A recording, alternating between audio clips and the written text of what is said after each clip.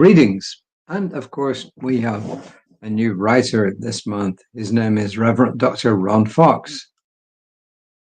The title for the daily guides is We Are One. After all, you and I. Together we suffer, together we exist, and forever we'll recreate each other.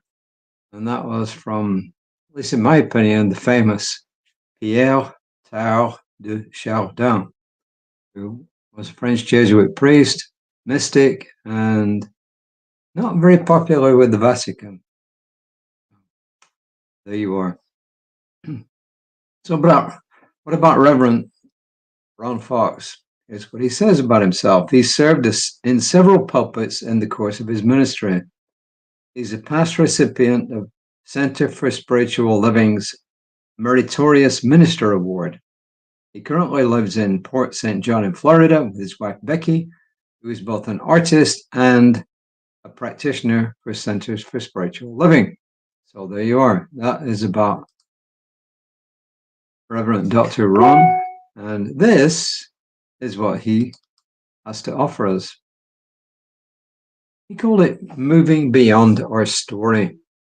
And he says, okay, we don't see things as they are, we see them as we are. And that was attributed to Anais Nin, which means, I guess they don't truly know the origin. We don't see things as they are, we see them as we are. In other words, we look at life through our own filtered lens. Ernest Holmes says, moving on from that, he says, we will always attract to us in our lives and conditions according to our thought.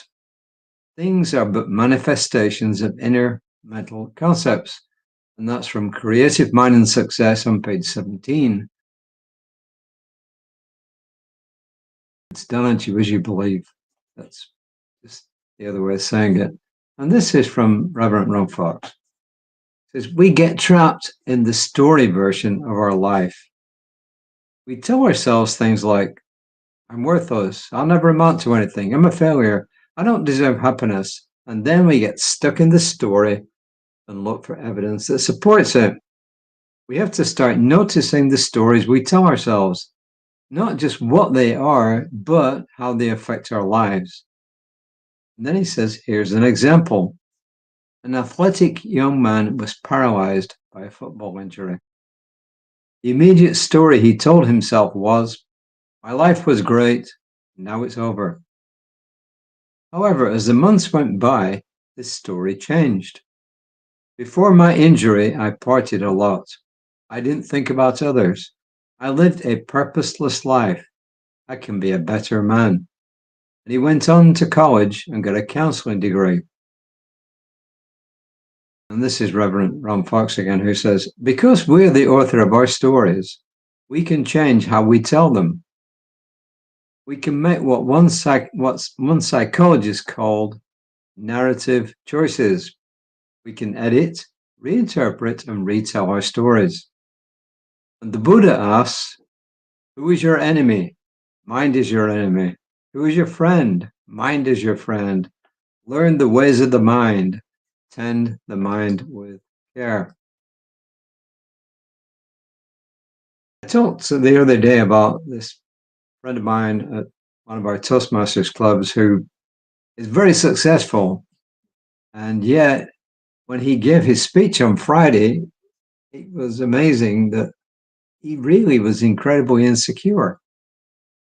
So his internal story he's been telling himself, despite the outward appearance of success, and he's a very, very smart guy, he's been telling him this story that he's not enough, himself this story that he's not enough. And yet the ones of us looking from the outside in to him don't see that. So I think the message today is very on point, that we often tell ourselves stories about ourselves.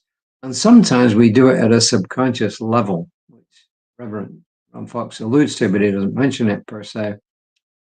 That all the stuff that's gone in our lives, there's all this stuff in our subconscious minds, and it's influencing us. So there's the stuff that we're churning consciously, But there's also the stuff that's coming up subjectively that we don't even recognize. And a lot of this stuff we told ourselves is stuck in our subjective mind, our subconscious mind, if you like, but it's still influencing us. And that's why it's important to use affirmations to override it, to get beyond it. It's why it's important to keep good company, why it's important to listen to positive messages like this. I talk to lots of people in the course of my week. And on the outside, they all appear to be confident and sure about what they're doing. But the truth is that lots and lots of us are insecure. As I said, it's one reason to start using affirmations, because the affirmations will eventually displace the stuff that's in there that's not doing us any good. That's one reason why it's important. And I've got to remember to do this again myself, is when you get up in the morning and before you go to bed at night, look at yourself in the bathroom mirror or any mirror and just tell yourself, look yourself in the eyes and say, I love you, I love you, I love you. And just doing that several times, twice a day, really makes a difference. So give it a shot. The affirmation that, well, there's actually two affirmations. They're pretty long, but as I said, affirmations are really good for displacing stuff. And it really helps. My friend and mentor, the late, great Bob Proctor, used to say, with an affirmation, write it down and speak it out loud to yourself, because then you engage your eyes, you engage your ears, and you engage your emotions because you're touching it.